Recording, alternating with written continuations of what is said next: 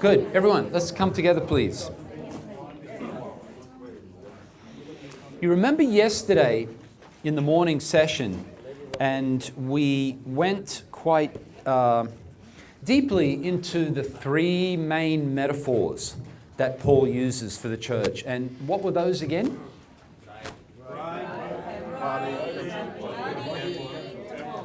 Bride, body, temple. And what was the point of doing that? What did we see through doing that?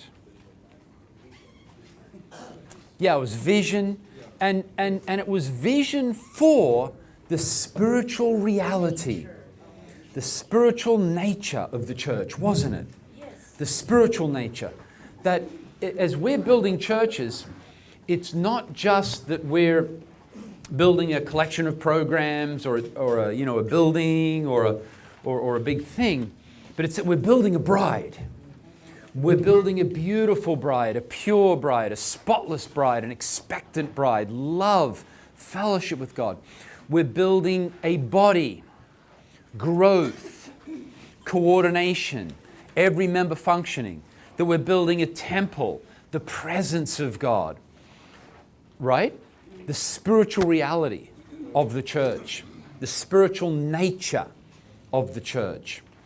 And what we're doing now, in looking at the four facets, we're defining the practical expressions of that spiritual nature. Does that make sense? So this is what the bride, the body, the temple looks like. And it does, doesn't it?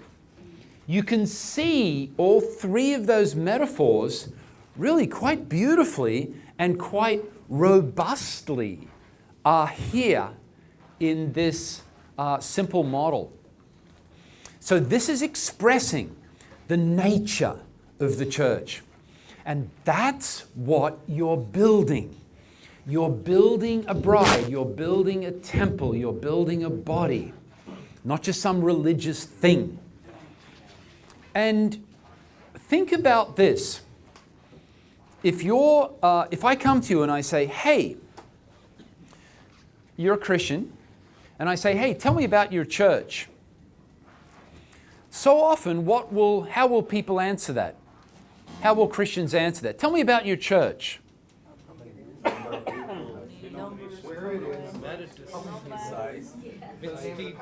Size, the location, the Sunday morning time, the place, the numbers, how many people we have. The worship is really cool. We've got a great children's ministry. We've got smoke machines. Here's the website. One of the biggest pastors in town. We've got the biggest guy in town, yeah. Prophet, apostle, so-and-so. Yep. Yeah, celebrity, pastor, yeah. Yeah, great jokes. Come, you'll love it. Coffee's amazing. Okay. Think.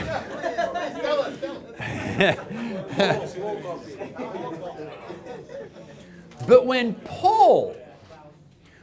Paul tells you about churches, and he does all the time in his letters, remember? When he talks to the churches themselves, and he says, wow, I'm so proud of you because of this and this and this. And I'm hearing about this and I'm hearing about that, right?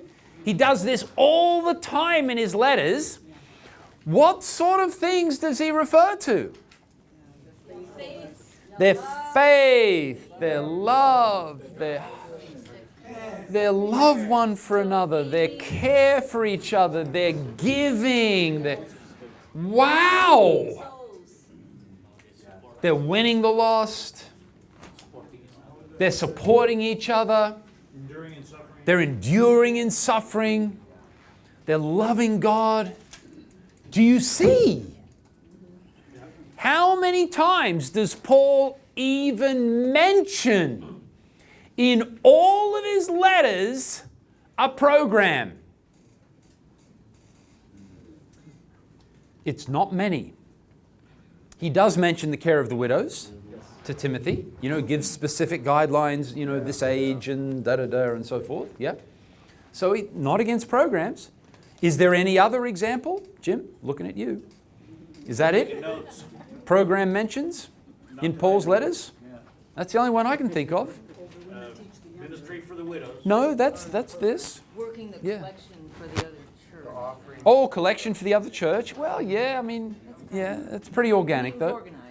It was organized. Yeah. Okay. So, yeah, we have some giving. We have some organized giving. We're organizing the care of the widows to make sure they don't get neglected. And I think that's about it. Oh my goodness. We're done with our brainstorming. And yet, his letters are full of this. Your faithfulness to God, your faith in God, your endurance before God, your holiness or your lack of holiness, your love for one another, your serving one another, you're building, reaching out. It's full of this. Full. But we can think of, off the top of our heads, maybe there are more, but there obviously aren't dozens more. We can think of maybe a couple programs. So not forbidding programs, we're just saying they're not what the church consists of. And yet, where we have come to today, that basically is all we think of, isn't it? When we think of the nature of the church. So by God's grace, we're returning to the spiritual reality of the church. The church as bride, as body, as temple. And these four facets, in these four facets, we're articulating what that means practically. This is the practical expression of those three beautiful metaphors. Is that cool? And Paul says, when he when he boasts all the time of the churches. It's okay to boast, as long as you're not boasting about your own silly self. As long as you're boasting about the people of God, it's very cool. Paul does it. I boast all the time about the people I know and the churches we serve and about how amazing they are. You've heard me boasting about IET. They're awesome. And what does he boast about? Their faith, their hope, their love. And to them, he says, you are my joy. It's not these amazing ministries that you've established. Wow, I'm so proud of these ministries that you've established. Never once. Yep. That one I know for sure, never once. Yeah. It's always you. It's you, it's your life. That's what I'm proud of. This is a profound shift of thinking, isn't it? Where we're shifting from the program to the people. Instead of building programs, we're going to build people. Amen. Is that cool? So here's your next team assignment. We've been wrestling with these profound paradigm shifts. So let's, in your teams, please draw a T chart.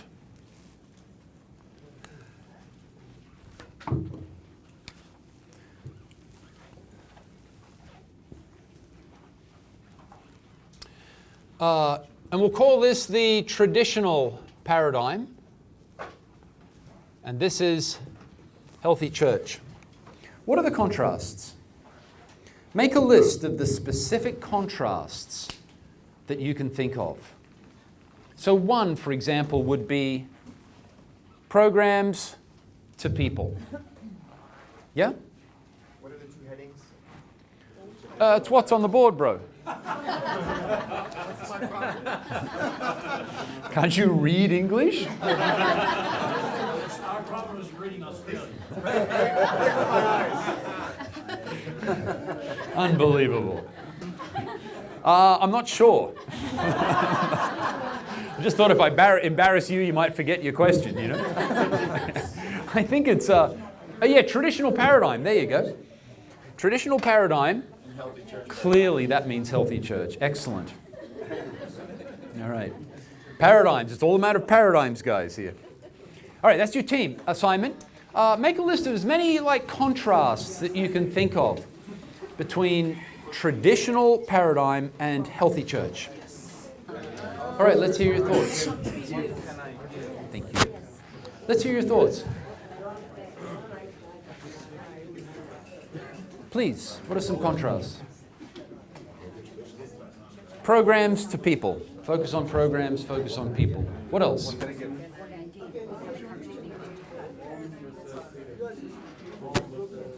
Sunday AM 24/7. Beautiful.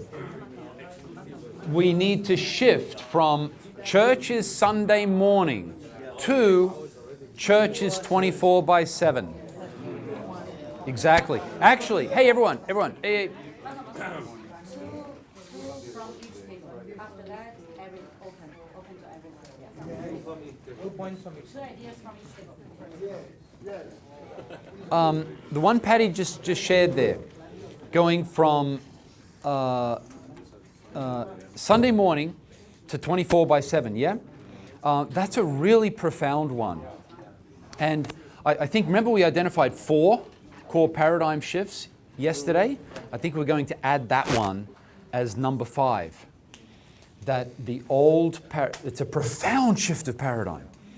That church is a Sunday morning meeting that I attend versus church is our lives knitted together 24/7 in which and in that context I function. Let's have another one from a table that hasn't shared yet. Exclusive versus inclusive. Exclusive versus inclusive. Good. Another table.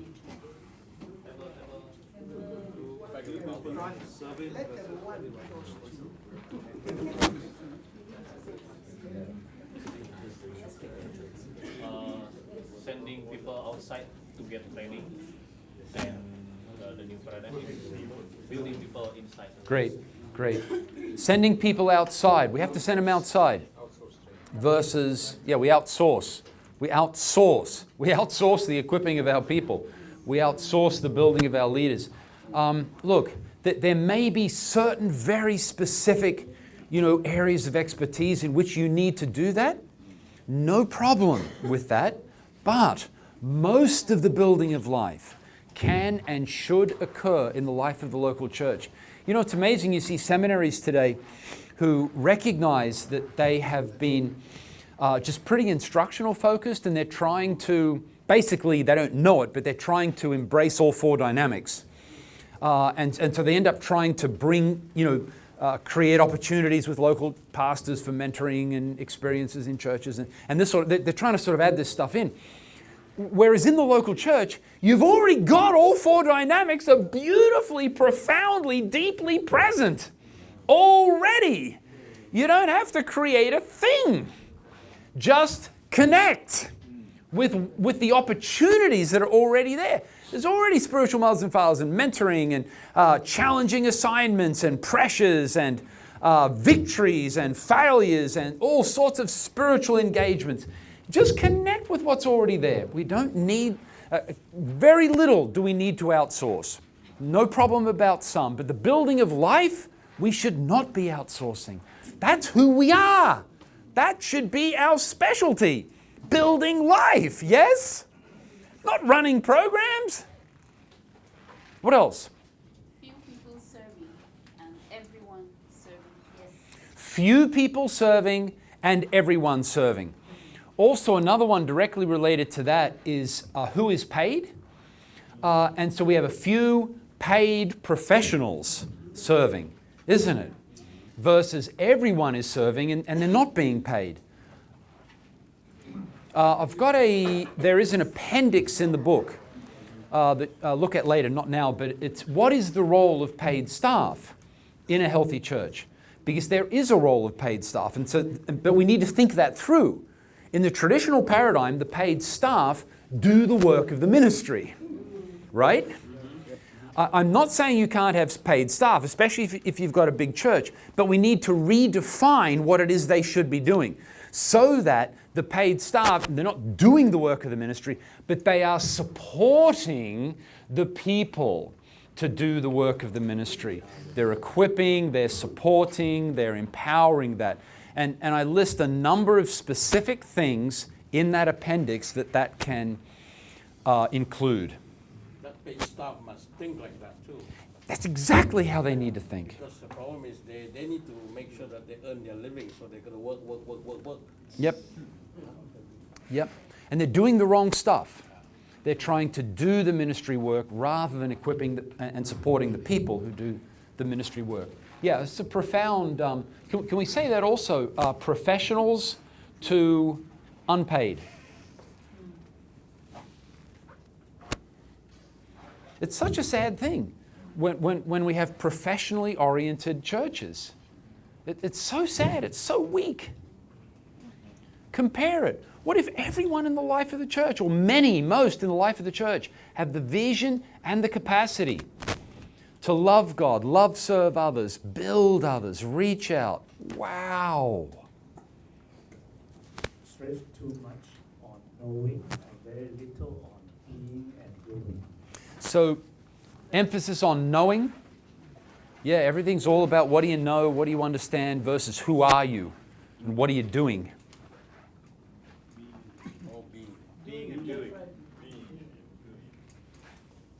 What else? Another table that hasn't spoken yet. Limited in giving. The Holy Church is generous in giving. Wow. Sacrificial giving. I think that's fantastic, Jody. Yeah. Limited giving versus sacrificial giving. Yes. Obviously, it's going to be the natural outgrowth, isn't it? If we're in this professional thing, well, we got to chuck money in because we've got to pay these people to do the work, but that's about it. I'm not personally really invested in this thing, am I? I just show up to a meeting. It's cool, so I'll give a little. That's fine. I appreciate their program, so I'll give a little to support them. But now, this is my church. This is my life. This is every part of my life. Wow. I own it. I'm responsible for it. Good. Great. What else? Church happens in the building, and church happens everywhere. Church happens in a building, church happens everywhere. Amen. Do you know, historically, when the first church building occurred, archaeologically, I've got a book that describes the first church church building that was found. It was in the middle of the 2nd century. Was the first, now maybe there are earlier ones, but probably not too much earlier. It was in the middle or the late 2nd century. That means like 150 to 160. Yes, correct. Yeah, this is like more than a century later. No church buildings at all. Well, what did they do? How could they possibly have church without a building? Yeah? What did they do? Where did they meet? In the homes? Where else? Well, just for a little while in the temple, and then they got pretty much booted out of that. Wherever they could. Under the trees, in the catacombs, in the farms. Yeah. Tons of time in their homes. We recognize, it was really a house church, very much. Very organic. And honestly, I don't think they met at 10 a.m. on Sunday. I think they just met when everybody got there. I think it was very informal and was like, all right, come over, we're going to have a meal together, we're going to worship God. It wasn't something that started at 10 and finished at 11. And we did this thing, then this thing, then this thing. And then we're finished, okay, back we go to our, the real world, our normal life, it was organic. Yeah. Yeah, they just met. There's a fantastic book on this. It's written by an Australian guy, he's a scholar actually called, I think his name is Robert Banks. And it's called, it was how how they met in the early church, or Church in the first century? something like that. Meeting in the first He, century. he, or something like that. yeah, meetings in the early church, or there's something like that. He's got a number of books on the early church. He's a scholar, so he writes a lot, but there's one in particular. And what it is, it's a narrative where, kind of like a novel, you know, he just describes, he just tells a story. And he makes up people and he just tells the story. And they're just hanging out, they're praying, they're worshiping, they're in the Word, they're having a meal together. In the context of the meal, then they, remember, we've got the bread and the wine, or the fruit juice, or the thingies that they bought from the manufacturer. Or, I found one called Going to Church in the First Century That's it. by Robert Banks. That's it, Going to Church in the First Century. It's a short book. I don't even know if it's still in print anymore, but we used to have, in our leader development program years ago, we would have everybody read this. We would dig deeply into this. Just, what did it mean? They didn't have a building until half or so through the first century. It's quite profound. And think about I'm not forbidding buildings. We have a building and we meet on Sunday, and all of that's cool at a certain time, and I'm not forbidding that. But man, I so want us to change it. Let's shift. Let's nurture something better, something more alive. It's a big vision, dear friends, and I'm prepared to give my life and never see it fulfilled. But to have our sons and daughters stand on our shoulders and take it further, it's such a big shift. We may not see it, but that's okay with me. I'm thinking if the Lord delays His return, it's a multi-generational vision, because the changes are so profound. Yeah. Ritualistic to relationship. Ritual versus, to relationship. Good. Yeah. Did you do building? Oh, yeah. Excellent. Excellent. Ambition to God's calling. Our mission, ambition. Whoa. Now you're getting personal. God's calling. Ambition to God's calling. Whoa. You mentioned the idea of an That's a agenda heavy one. for a 1-hour service. That's different from programs versus people. The agenda versus organic, informal, Yep. spontaneous meeting. Yep. Informal, So spontaneous. agenda versus spontaneity. Yep.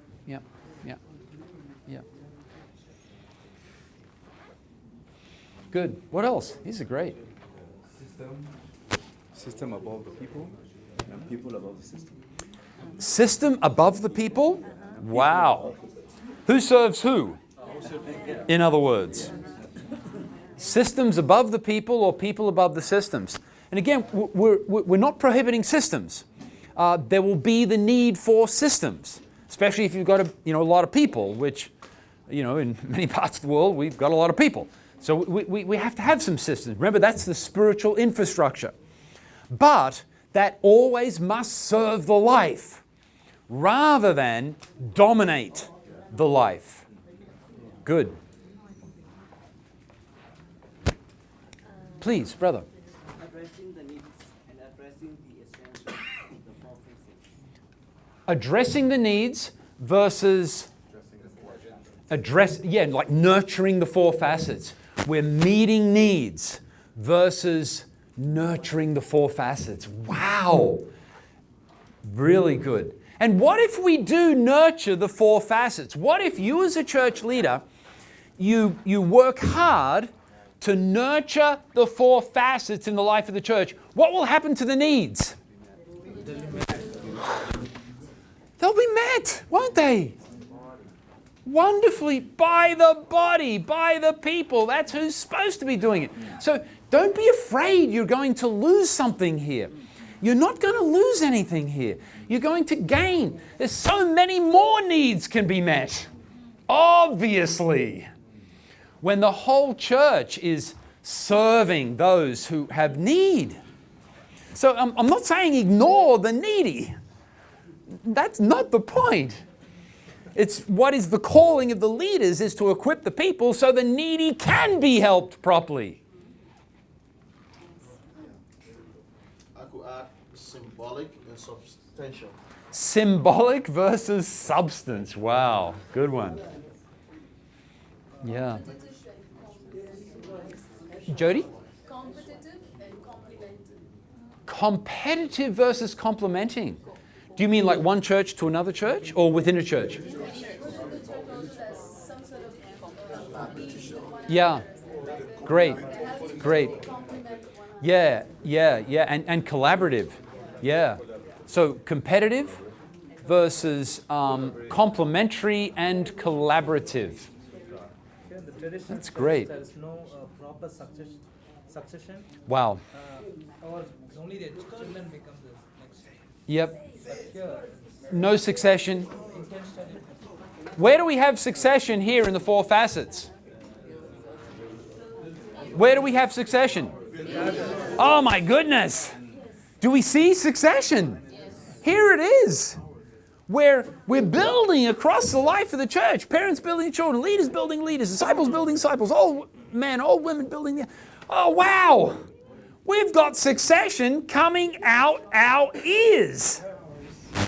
In the healthy church, naturally, powerfully, transformationally. It's not just we're trying to figure out who's going to replace the top guy when he dies. That's such a limited understanding of succession. Next week we're going to share with you an entire model. It's a beautiful model of succession, of leadership succession, generational succession. And it's this is a little snip of it right there. Good. Fulfilling tradition and life transformation. Wow. We're fulfilling tradition. Why do you meet? Well, we always have. What do? We do the stuff we've always done.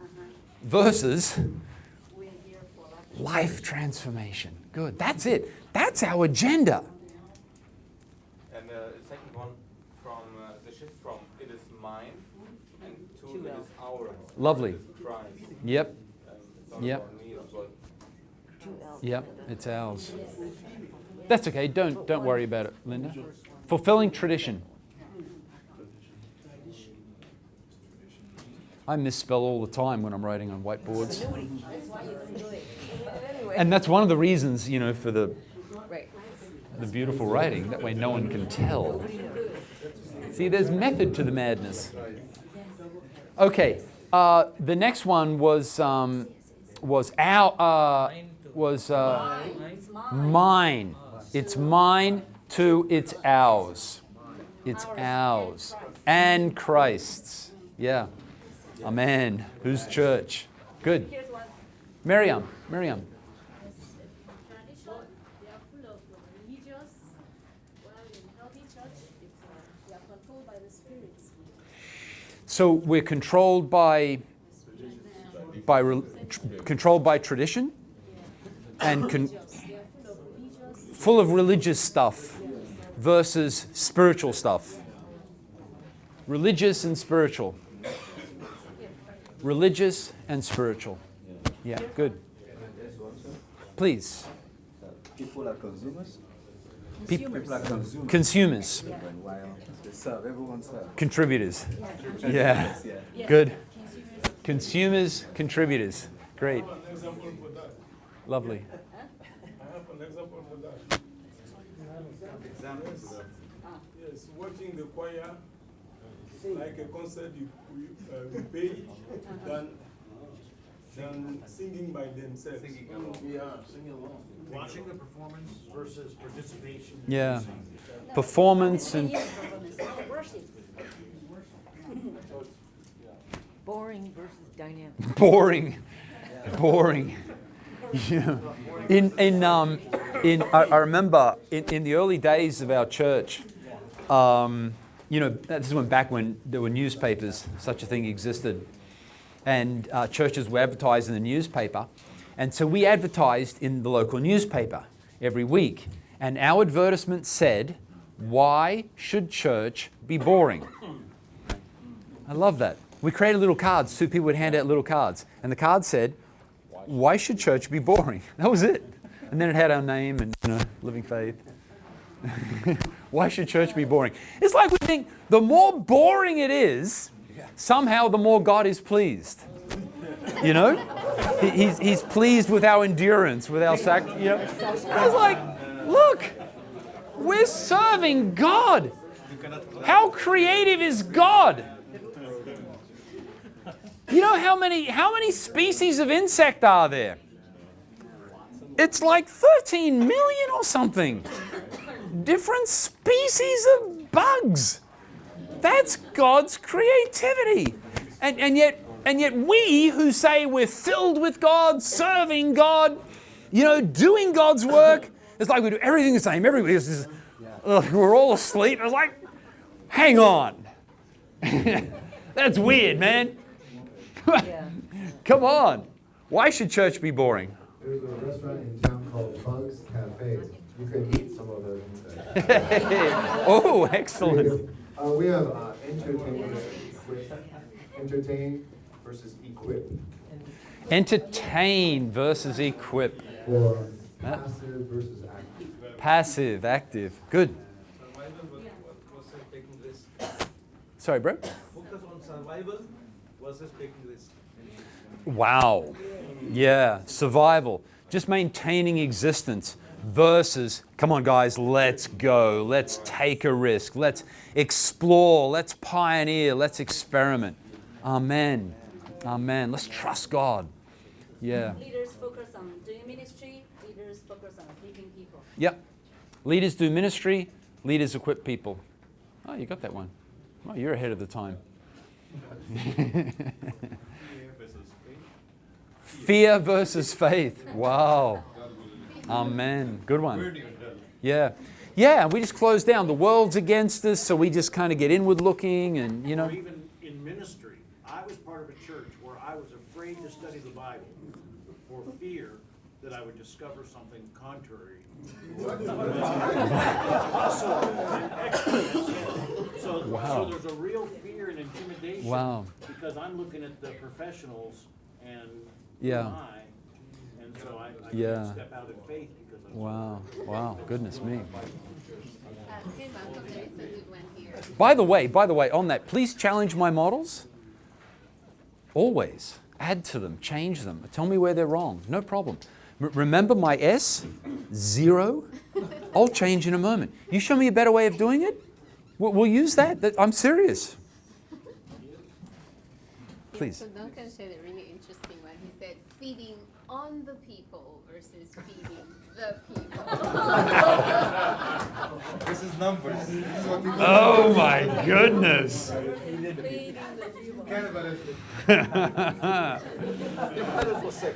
That's intense. Satanically inspired versus spirit inspired.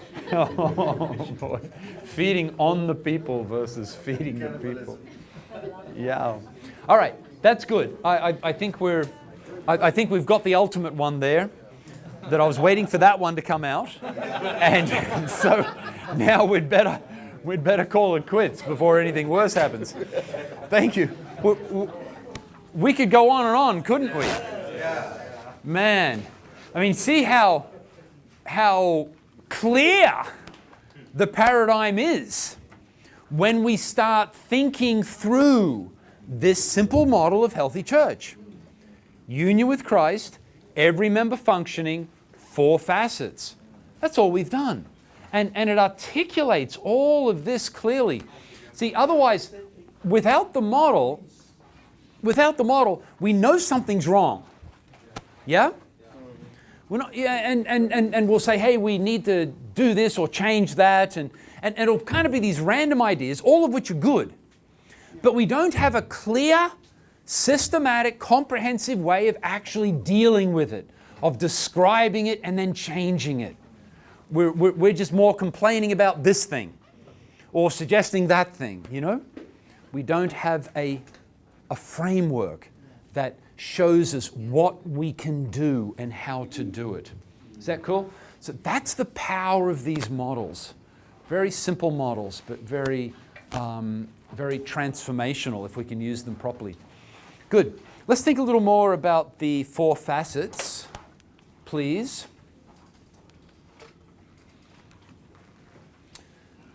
Grows in God. What are some more examples? Prayer, holiness. What are more examples of this first facet? Obedience. Dependence on God. Worship. Devotional life. Union with Christ. Bro? Listening to God. Spiritual retreats. Spiritual retreats. Fasting. Meditation in the Word. Prayer walking. What else? Righteousness. Bro? Gifts of the spirits. Gifts of the spirits. Yeah, I put that under here, under like serving. Yeah, good. Presence of God. How about serves others? Servanthood. Amen? Love one for another. What else? Humbleness. Humility. Humility toward one another, preferring one another. Sharing, giving, hospitality. Caring. Encouraging, giving. Forgiveness one to another. Amen. Having been forgiven. Having been forgiven. Good. Functioning now in the gifts of the Spirit. Exhorting, prophesying, leading, hospitality, giving. Good. Builds others. Make disciples. Parents train their children. What else? Sorry? Leaders build leaders. That's what leaders do. If you're a leader, you don't just do leadership stuff. You build leaders. It's the DNA of a leader. It's in your blood. Older women teach the younger women. Using every opportunity to build one another's life. Think about that. That you're just interacting and suddenly you see a four-dynamic opportunity to build the other person's life. Take it, do it. Oh, dear friends, that has to be our culture at LeaderSource. I mean, if nowhere else, guys, that has to be something who we are and what we do. Always looking for opportunities. And when you think that way, you see opportunities everywhere. Literally. We are swimming in opportunities to build life. When you think four dynamics, we are drowning in opportunities to build life. They're everywhere. You don't have to go somewhere or create some new thing. Just connect with what's already around you. Mentoring. Yeah. Spiritual mothers and fathers. Good examples, role models. Is it safe to say family help families? Sure. Absolutely. Yeah. So one family or couple helps a couple. Family helps reach out to them. We want to help them, serve them, build their lives. Beautiful. Rather than, hey, go talk to Pastor so-and-so because he runs the counseling ministry. Not prohibiting counseling ministries, but what if, and of course for some special things there needs to be someone who really knows what they're doing, but a great deal of the counseling can occur very naturally and very effectively in the organic life of the church. If you're developing the people to be able to do it. Yep. Excellent. Reaches out. Think of some biblical examples of this. 1 Peter 3, share the gospel. Philippians 2, our lives shine in the darkness.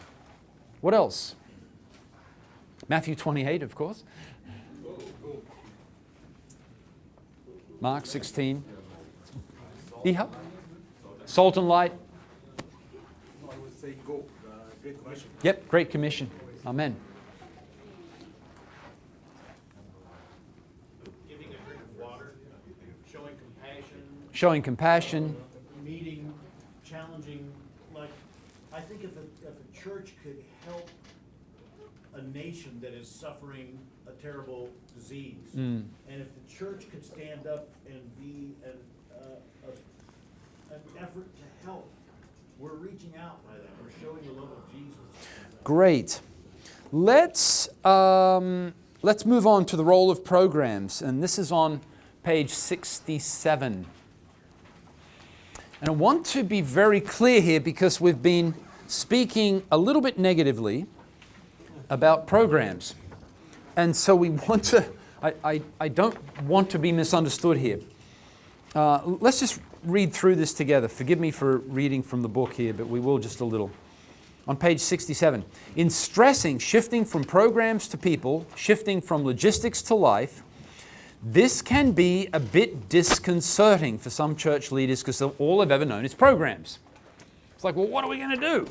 If we don't do programs, what will we do? Well, first, there's a place for programs. Programs can create opportunities for the 4 facets to function. Yeah? In the body, in living ways. Some of your church's programs are already doing this. They're working. They are nurturing life. So please don't stop them. Keep doing them. Do them better. Do more of them, yeah? If they're nurturing life. And there may be other programs that also will nurture life. Life is defined by the 4 facets. Life is defined by people functioning. Yeah? So if the program is nurturing the people functioning in these 4 ways, my goodness, that's a beautiful program. Do it. Second, as people are functioning in the life of the church, then out of that life, some programs will emerge. But they're emerging because they've been born out of life. So we're not suggesting that any program is automatically wrong and should be stopped. But what we want to do is shift our focus away from simply running programs to nurturing life to building people. Is that okay? And let's always protect the fact that programs come from life and serve to support life. Question about that? Yes. So let's take one example like evangelism. You're a pastor of a church. You feel like your people are starting to be built up, learning. Yeah. What would you think would be the next step for him? He goes, oh, I really want to build people up. We need an evangelism program. We'll use this one. Or are you talking about something organically coming out of the church? What do you Look, it could be, let's use this one if it's doing the right thing. I'm not saying you have to create everything yourself, you know. Right. Okay, let's think about the goal of an evangelistic program. What should be the goal of an thinking healthy church model? What should be the goal of an evangelistic program? Jim, no. What should be the goal of an evangelistic program in the healthy church? Every member functioning. Exactly. Every member functioning in evangelism. Right? Aha. See, this is a good clarification. So the goal of the evangelistic of course we want people to be saved, you know, but the primary immediate goal is to nurture 2 things, what? Vision and capacity. That the people are doing evangelism. That's the long-term goal of the program. It's not we need to reach people, so let's have a program to reach people. But we need to reach people, so we're going to nurture people's vision and capacity that they will do the work. So, this could include, hey guys, Friday night, 6 o'clock, everybody meet at the church because we're going to pray for the lost and then we're going to go door to door, you know, and do the frontline work. But your goal in that is that then becomes the lifestyle. Your goal is not just that a bunch of people get saved at 6 o'clock on Friday night, and let's hope they do, but your goal is bigger than that. Your goal is healthier than that. Does that make sense? Yeah, that really challenges the training model because most training models will nurture a Friday night mentality and knocking on doors and not a lifestyle. Yes, yeah. And so this is where we have to have our programs supporting the life, not just being its own end. And how would you feel if a pastor said, well, I got this Friday night program and 20 people out of 500 are coming. That's not every member. Should I keep going there or should I do something else? Again, it's the wrong, he's using the wrong metric. See, he's still in a program mentality. And we'll deal with this in just a moment, but the metric of success for how to evaluate the success of your programs is not how many people came to the program. What's your what's your metric? How many people are envisioned and doing it? Doing the work. Is that cool? And see, that's a big thing, because that is one of the key ways that we evaluate the success of our programs, isn't it? How many people are in the program? If a lot of people, wow, it's a success. We've got this many people are coming to whatever. Let's think about biblical instruction. We have a Bible study on Thursday night. Let's make it 6 o'clock, the proverbial Thursday night at 6 o'clock. We also have a Bible study, and we've got 1,000 people coming to. Isn't that fantastic? That may be fantastic, but that's not the right metric. What's the metric? How many people are studying the Word Friday morning? Saturday, Sunday, yeah? And so no problem with let's have the Bible study on Thursday night. But the goal of the Bible study is not, this is how we teach people the Word. The goal of the Bible study is, this is how we nurture vision and capacity for people to be loving the Word, in the Word, properly interpreting the Word for themselves. Yeah? So we're nurturing vision and we're nurturing capacity through the program. How's that? Is that okay? Yeah, sister, you want? Okay, a talk came to me about the Sabbath. The Jews, Sabbath, okay. Sabbath. Yep. The Jews were really interested, like the program. The Sabbath is still good because it helps the children of Israel to, the time they can stay and observe the presence of God and worship God, the Sabbath day. I don't know. But at a point, they were too rigid with it. I'm just relating it. Yes, it became a program. I'm relating it to being a program. That Jesus had to say that the Sabbath was made for man and not man for Sabbath. Yeah. The program is meant to bring the life of God and not make the people not to live. Good. Yeah, very good, very good. Yeah, the program is made for man. Man is not made for the program. Amen. That's a shift. So again, we're not forbidding programs, but let's have them be really healthy ones. Let's have them accomplish the right thing. And the right thing is what? Yeah, people functioning. Yeah? It's how much are the people then functioning according to the 4 facets. And so the program, vision and capacity, for the people will do the work, rather than the program does the work. Is that cool? The program also meant to build life in those who are being served. Yep. Through that program. So Yeah. Yeah, sure. Good. Good. Good. Yeah, this is, have a look on page 68, please, right at the top. Here is a way to evaluate your programs. Ask these 2 questions. Firstly, does this program actually help people to function in a healthy way, or is running the program its own end? So is the program doing the work, or is the program nurturing vision and capacity in the people that they do the work? Second, what's the definition of success?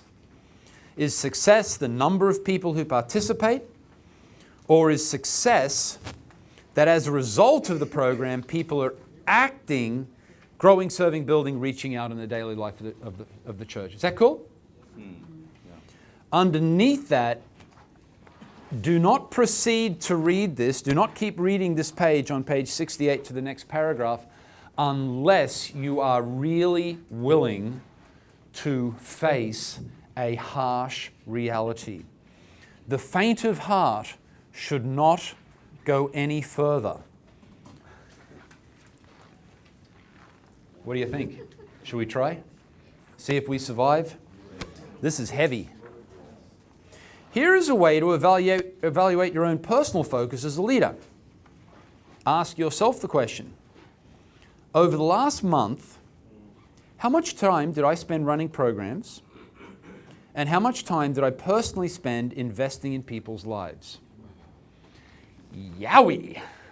Isn't that brutal? That's a brutal question to ask any leader in most of the world, because we know what the answer is going to be. How much time did I actually spend building someone's life?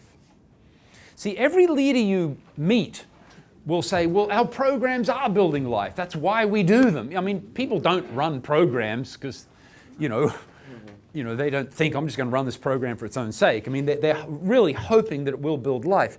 But then you think about your life. Are you building life? Or are you running this thing hoping that it will build life? Yeah. Trusting the program. We're trusting the program. We're hoping that the program will do it.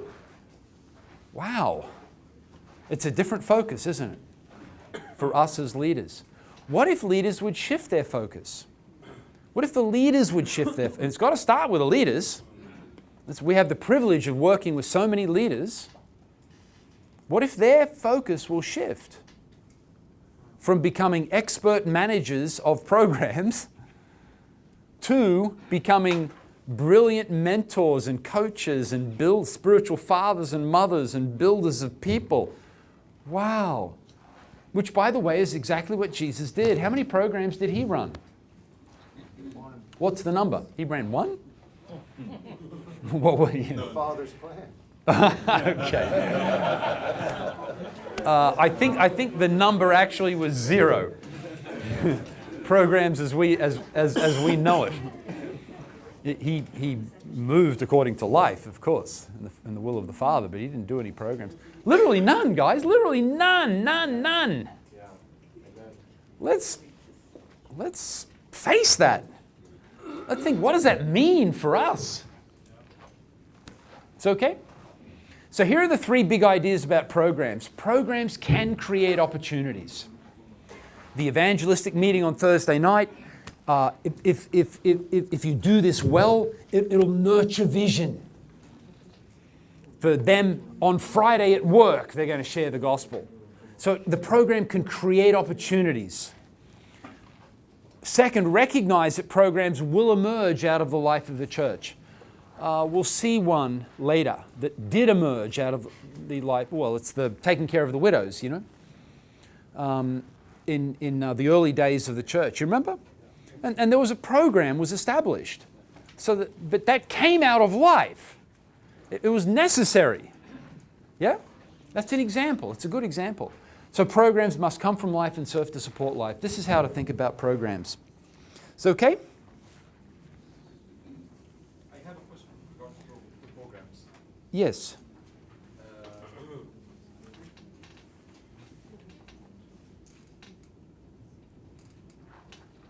Please. Most programs start initially with a good intention and a good heart and focus on people. But after a while, they change and become brilliant. Yeah. And when people become expert in the program, Yeah.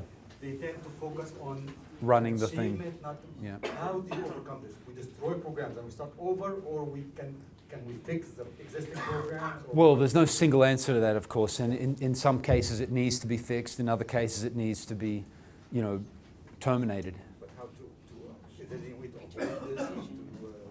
Any way to avoid becoming rigid and becoming static? Yeah, constantly reflect.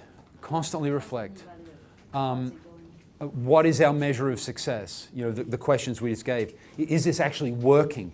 Is this program nurturing vision? Is it nurturing capacity of the people to do the work? See, right there, that's going to terminate a lot of programs. Right there, just asking that question.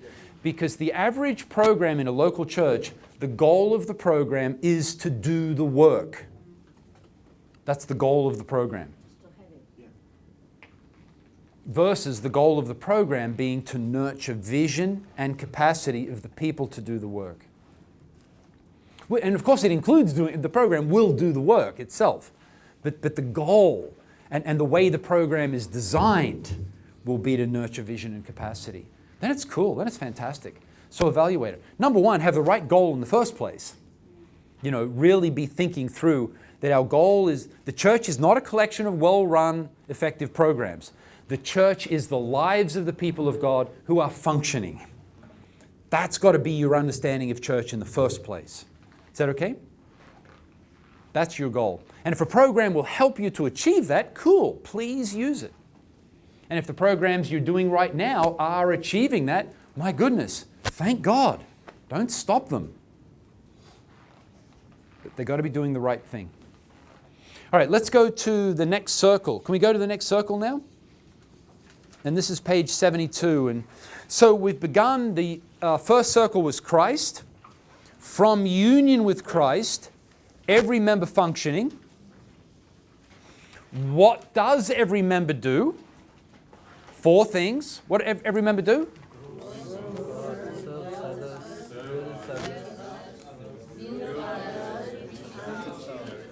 Great. That's the healthy church. And then the healthy church does not exist in a vacuum. It's not just, wow, here's me, this is my church.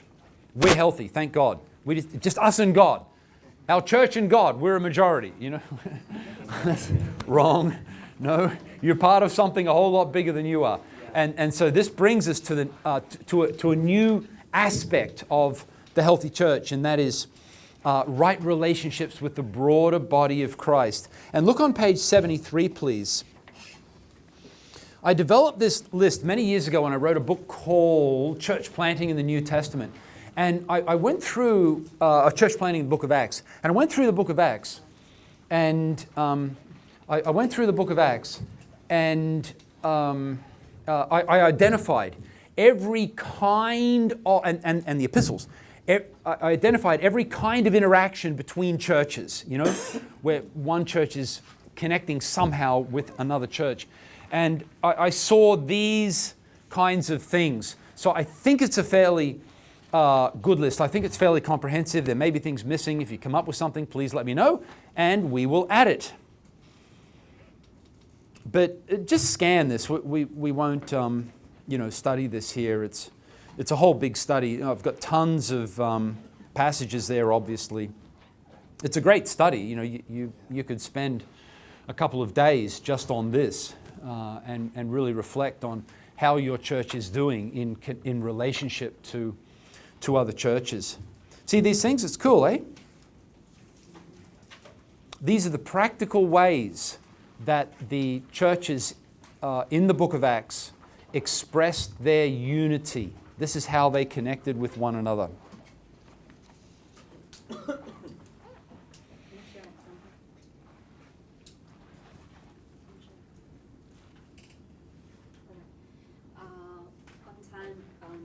There is a group of church leaders.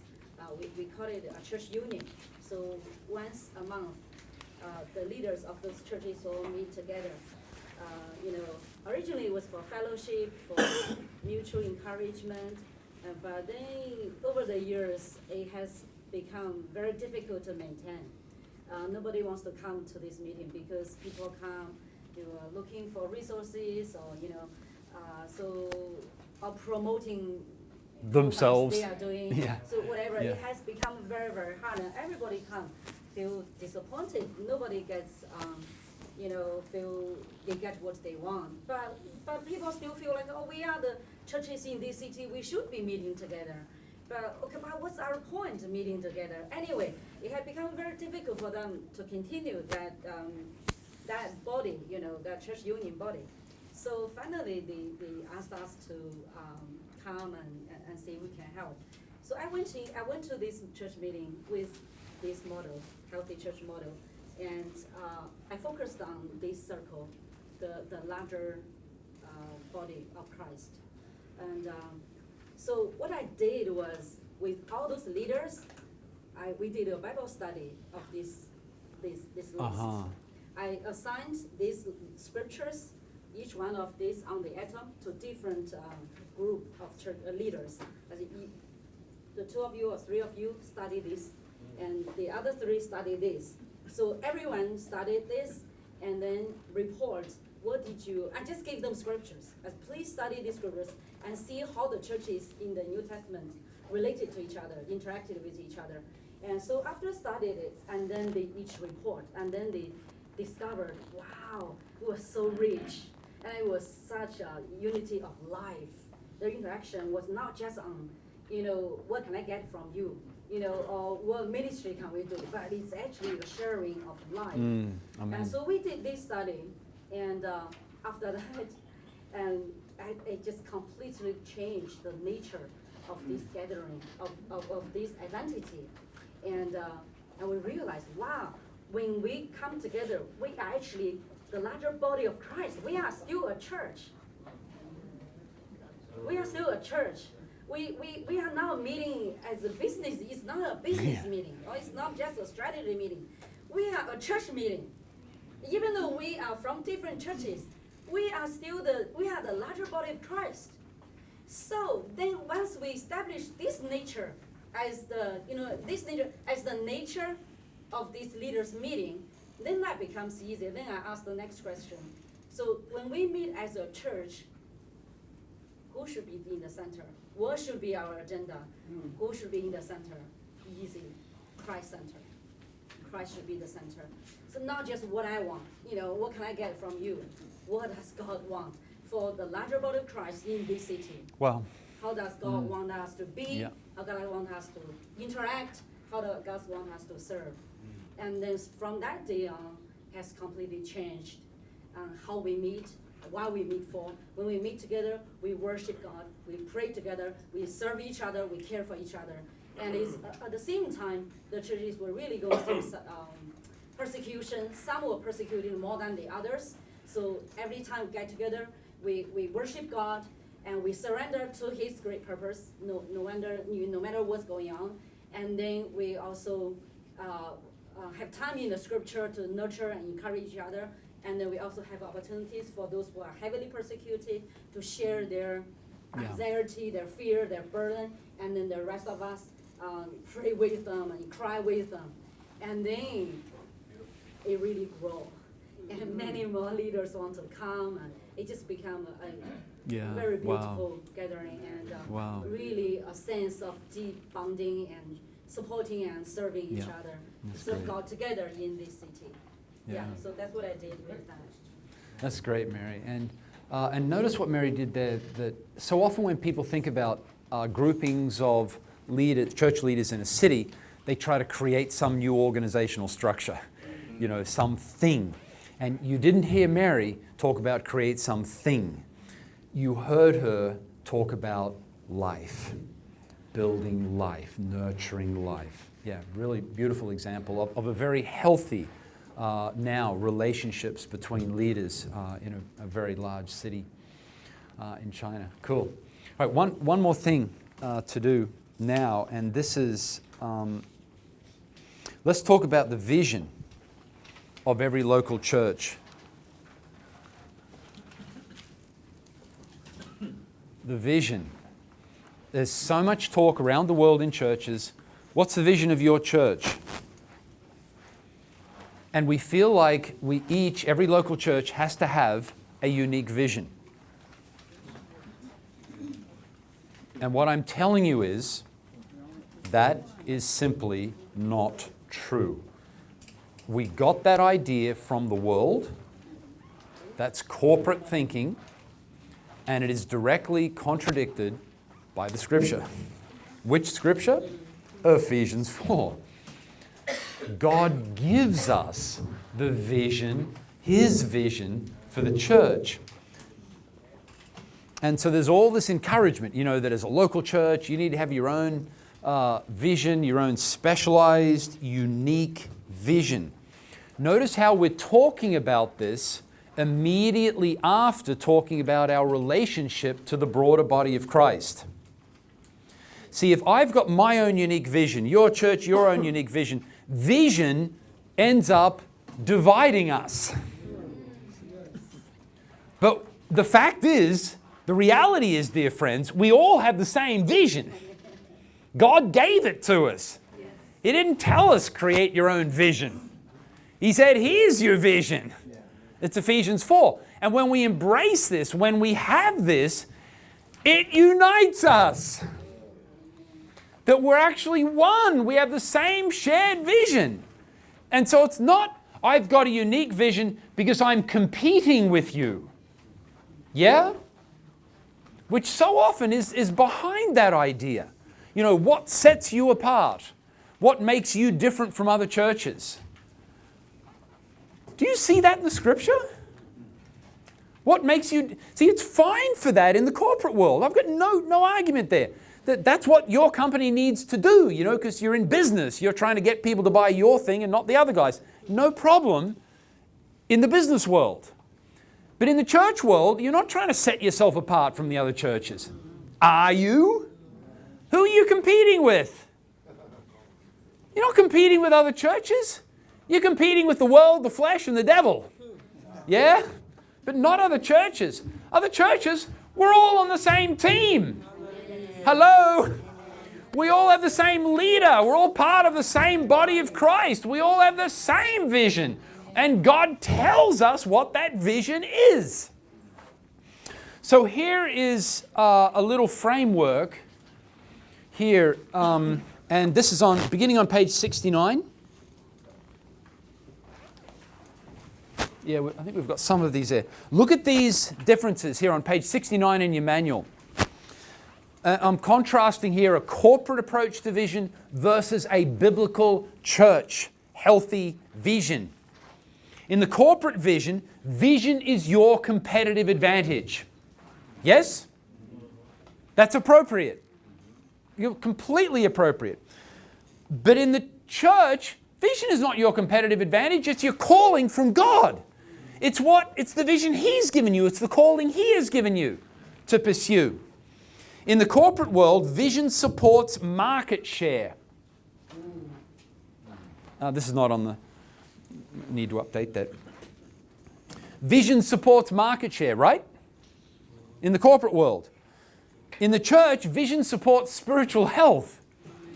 That's the purpose of your vision as a local church, is health, not market share. We've got to quit thinking of ourselves as competing with other churches for the same limited market. Next one. In the corporate world, vision comes from research and marketing. Yeah? That's how they do it. They're perfectly appropriate. Nothing wrong with that. That's right. That's what they should do. But in the church, where do we get our vision from? And you had better get this right, or you may not have any lunch or dinner. Where does our vision come from? Research and marketing? Really? Focus groups? Really? Come on. We got 66 books of God's vision, yeah? Next one. Vision distinguishes you from all the other companies, and that's appropriate in the corporate world. It does, and it should. But in the church, vision aligns you with the other churches. Do you understand? It doesn't distinguish you, it aligns you with other churches. We're the same. We have the same Father. We have the same purpose. We have the same calling. There's one body, one calling. We're unified. Is there any wonder why churches can't get along when we're all telling ourselves we have to have a unique vision? Next one. Different visions are necessary in the corporate world because corporations are competing.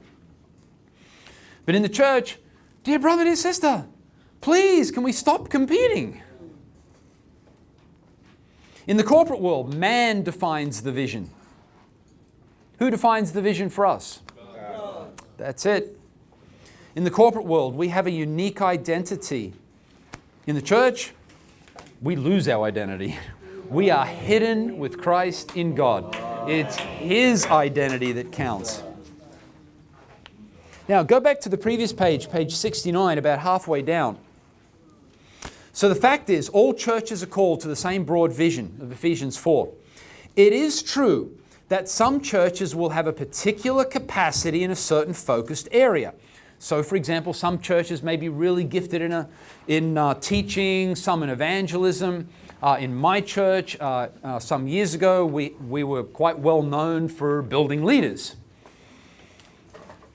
But often that will revolve around the focus and special abilities of a certain highly gifted leader. And at the same time, churches with a big emphasis on one or two things are often out of balance and the rest of the church's life is neglected. So we should, and so, you know, I recognize, obviously Jerusalem had a certain unique role in the early church world. Yeah? No problem there. Antioch did also. Ephesus did also. I think those three churches had unique roles. But it's not because they were trying to carve out, you know, market share and uniqueness and that sort of thing. It was just God made them that way in order that they could then serve the rest of the church, yeah? Not get people to come to my church instead of your church, but so that they could give. They could serve the rest of the body, yeah? And often that sort of thing is only temporary. In the long term, every church has the same vision. We have the same vision. Now, certainly, God may speak to you, the leaders of the church, that this year we need to focus more on this or that, yeah? And that may be different from my church. No problem. But that's still in the context of fundamentally the same vision. Is that cool? Of course, we will have different seasons when God moves upon us, you know, in different ways. No worries. But this is not a thing of uniqueness. It's just a thing of the seasons of God. And it does not distinguish us from other churches. Your vision should not distinguish you. If it's distinguishing you from other churches, it's an instrument of division. That's what you've just said. Our vision should bring us together. And I'm not saying everybody has to use the same words when they, you know, describe their vision. Whatever words you use, but fundamentally it should be the same stuff. Here's, look on page 70 there. We must return to the biblical model. God does not give us the right to create our own vision. Legitimate vision comes from Him. And fundamentally, the vision of every local church should be essentially the same. In any case, look at this. If a church succeeds in being healthy, with every member growing, serving, building, reaching, that will really be unique. Your church, you want to stand out as a church? Just be a healthy one. You will stand out. No problem, without trying. You will. Yeah, good. So you see in the box down the bottom, every church must have a vision, but not necessarily a unique one. Yeah, it shouldn't. Malcolm, Please. Say mission is also similar in that respect. People make the distinction between mission and Oh, vision. okay. I Yeah. would add mission in Sure, that too. sure, Because same. we should be all doing the same. Amen. Absolutely. Yeah, mission and vision. Yeah. Yep. Yeah. I'm not a consultant, so I don't get into mission or vision or what's your mission and then what's your vision. Mission statement, the other church. I know, I've never been able to figure that out, to be honest. But remember me, I'm so simple, God had to give me a model with one characteristic, you know, so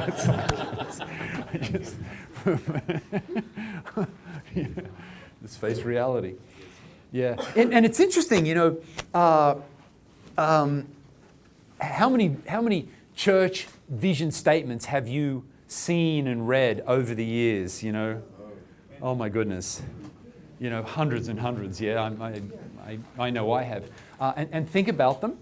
Think about the 4 facets. It's pretty much all you ever see anyway, isn't it?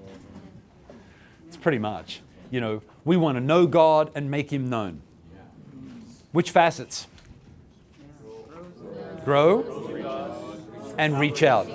Yeah, so you got 2. So your 2 are great, but you need 4. Yeah? Have a look. Think about your own church mission statement. And I suspect you've probably got 1 or 2 or 3 or 4. Sometimes you'll see 5, but really 2 of them are kind of the same thing, you know. But really, you know, as I think about the many mission statements that I've vision or mission or whatever they are, over the years. They're basically this stuff, you know. But usually there's one missing, maybe two are missing.